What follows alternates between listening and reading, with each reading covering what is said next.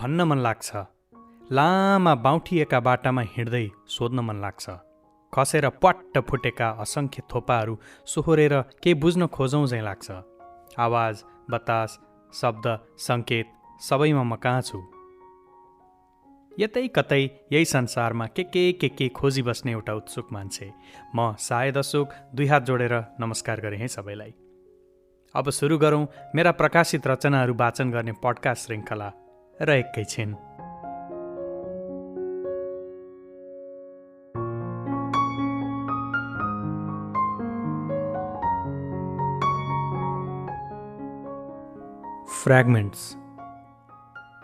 फ्र्यागमेन्ट्स भनेको टुक्रा टाक्री।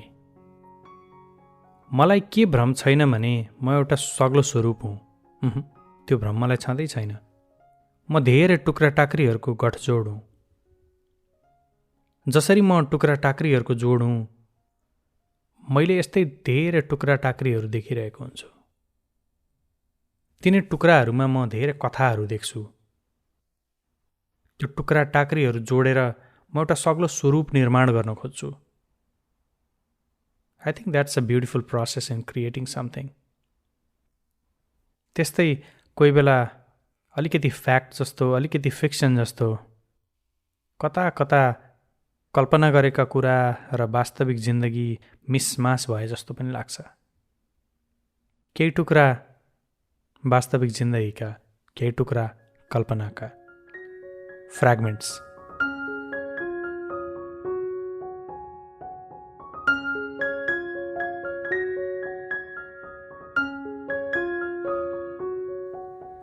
Do you like rain?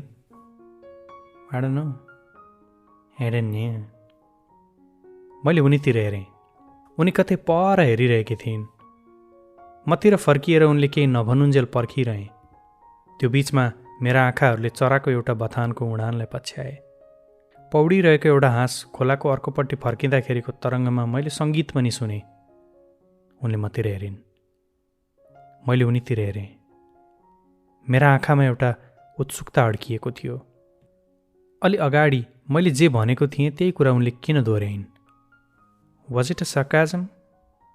कि उनले गिजाएको मात्रै हो? यसरी अनायासै के गरिरहन मनपर्छ उनलाई। मलाई चाहिँ यस्तो मन नपर्ने, तर उनले गरेपछि मन नपरिरहन पनि नसक्ने। तैपनि एकफेर सोधिहालेँ, why would you say that? Say what? अलि बेर चुपचाप नबसी नहुने देखियो। नेभर माइन्ड, यति भनेर म साइलेन्ट मोडमा गएँ। How about you? Do you like rain? खसखस भइगयो मलाई। I like the proper rain. I love to hear the sound of it. I don't like drizzles. I got to hear the sound that takes me somewhere. I don't know where, but maybe somewhere I always wanted to go. Far, far away from me, maybe. मलाई पनि त्यस्तै हो भन्न खोज्दै थिएँ, तर उनको कुरा सकिएकै रहेनछ।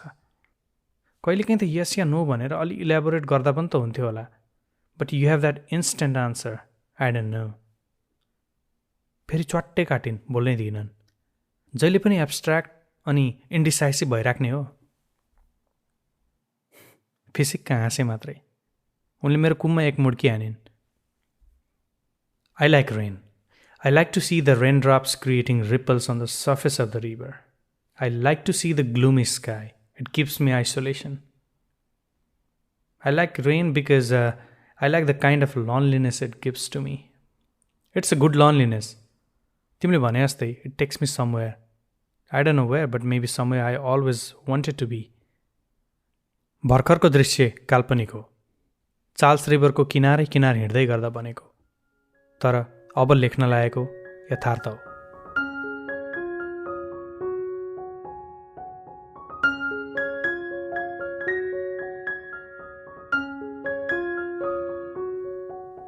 कहीँ लिएर जान्छ मलाई झरीको सङ्गीतले, कहाँ थाहा छैन।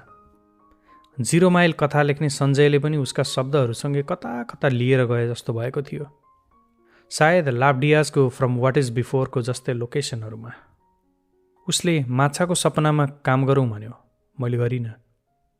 अहिले भएको भए म गर्थेँ। त्यति बेला त्यसको गहिराई त्यति नापिनँ मैले। पहिलेका कति धेरै कुरा अहिले कि गर्थेँ कि गर्थिनँ। खै के पो गर्थेँ त्यस्तो होइन, कुन चाहिँ गर्थेँ कुन चाहिँ गर्थिनँ ठ्याक्कै भन्न सक्छु। र अर्को एउटा दृश्य, कल्पना जस्तो लाग्ने यथार्थ। निर्मल वर्माका कथा, पात्र र सेटिङले मलाई सधैँ हुरुक्कै बनाउँथे। म अचेल बुझ्न खोज्दैछु उनले किन पार्कको सेटिङ राख्छन् अधिकांश कथाहरूमा, र मान्छेका निजी भावनाहरू कसरी निचोरेर निकाल्न सक्छन् त्यही सेटिङबाट। हार्वर्ड स्क्वायरको एउटा पार्कको बेन्चमा बसेको छु। हल्लाखल्ला, झिलिमिली अनि भिन्दै मान्छेले भिन्दै भाषामा बोलेका आवाजहरू गुन्जिरहन्छन्, तर कोलाहल जस्तो कतै पनि लाग्दैन। भिडमा निजी हुन पाउनु जिन्दगीको महान उपलब्धि हो भन्ने लाग्छ मलाई सधैँ।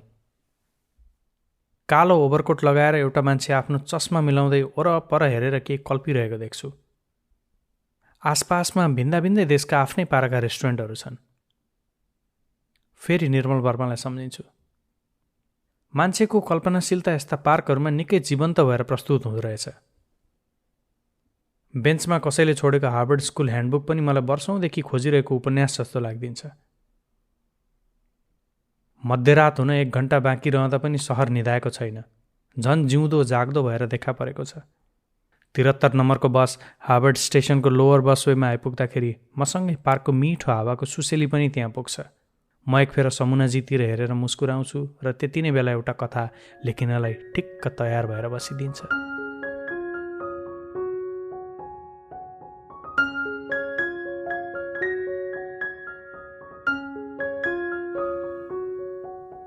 म कहिले कक्षा कोठामा, कहिले बाटोमा, कहिले बस र ट्रेनमा धेरै कुराको योग खोजिरहन्थेँ। म सँगसँगै हिँड्ने मेरा विचारहरूका आरोह अवरोहले मलाई एउटा अनौठो यात्रामा लिएर गइरहेका हुन्छन्। रङहरूको अर्थ मैले धेरैपल्ट खोजेको हुँ। पहिलेको जस्तो खोज अचेल छैन। अचेल म बतासका अर्थ खोज्दै हिँड्छु। कहिले बाटामा देखिने कागजका टुक्राहरूमा अभिलाषाका कुनै चित्रहरू छन् कि भनेर खोज्छु। भिन्न भूगोल र भिन्न मान्छेहरूका बीचमा संवेदनाका सामञ्जस्यहरू पनि खोजिरहन्छु। कहिलेकाहीँ के गरौँ भयो भने मान्छेले बाटोमा कोरिएका धर्साहरू पनि गनेर भ्याउँछ। पात झरेका रुखहरू पनि मान्छे जस्तै देख्छु कहिलेकाहीँ। पूर्णिमाको जुन थाहा नपाउने गरी हिँडिरहेको जस्तो लाग्छ। त्यसबाहेकका दृश्यहरू केही बेर स्थिर जस्तै भएका छन्। लेखिन बाँकी धेरै कुराहरू छन्। लेख्ने कुरा लेखिएर कहिल्यै सकिन्न। यो पनि त लेखिदिएँ हिँड्दै कसो मन अस्थिर हुँदाखेरि लोकेसनले अफर गरेको एउटा प्लट।